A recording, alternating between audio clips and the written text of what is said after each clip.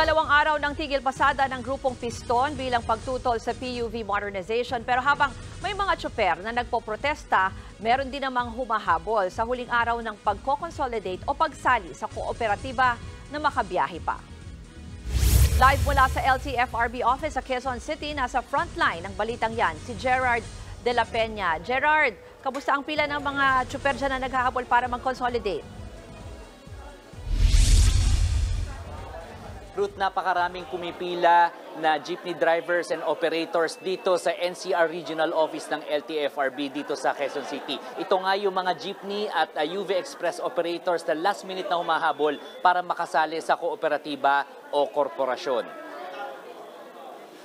Ayon sa LTFRB, dito sa NCR Regional Office, ang may pinakamaraming pila ng mga humahabol para ma-consolidate ang kanilang prangkisa sa mga kooperatiba at makapagpatuloy sa pagbiyahe. Sabi ni LTFRB Chairman Attorney Chofilo Guadis III, likas na talaga sa maraming Pilipino ang hahabolang kapag deadline na. Marami rin daw ang nagbabaka sakali na magbabago na naman ang isip ng Malacanang at muling i-extend ang deadline na hanggang ngayong araw lang. Pero meron ding mga umaasa na ngayong araw din magbababa ng temporary restraining order ang Korte Suprema para sa pagpapatigil ng pagpapatupad ng PUV Modernization Program.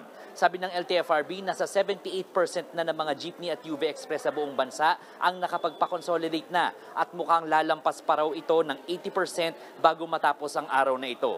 Ang mga hindi makakapag-consolidate ngayong araw, ituturing ng kolorum simula bukas. Kaya sinimplehan na raw ang requirements para mas maraming maengganyong humabol. At ito ay ang isa o dalawang pahinang petisyon at photocopy ng ORCR, pruweba ng kooperatiba o korporasyon at ang prangkisa. Samantala, Ruth, patuloy pa rin ang tigil pasada ng grupong Piston at kaninang umaga nga ay nagsagawa sila ng isang kilos protesta dyan sa Liwasang Bonifacio sa Maynila. Ang sabi ng LTFRB, wala naman daw pasaherong na stranded at hindi na raw kinailangan gamitin pa yung mga standby na rescue buses nila. Ruth. Gerard, yung nakikita ko nga dyan sa iyong likuran at sinabi mo rin mahaba yung pila, pero hanggang anong oras ba sila pwedeng mag-file pa ng application for franchise consolidation ngayong araw, last day eh?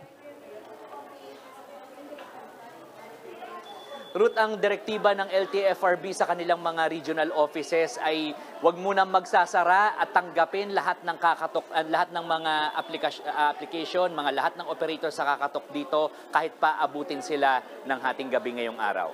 Ruth. Maraming salamat, si Gerard de la Peña.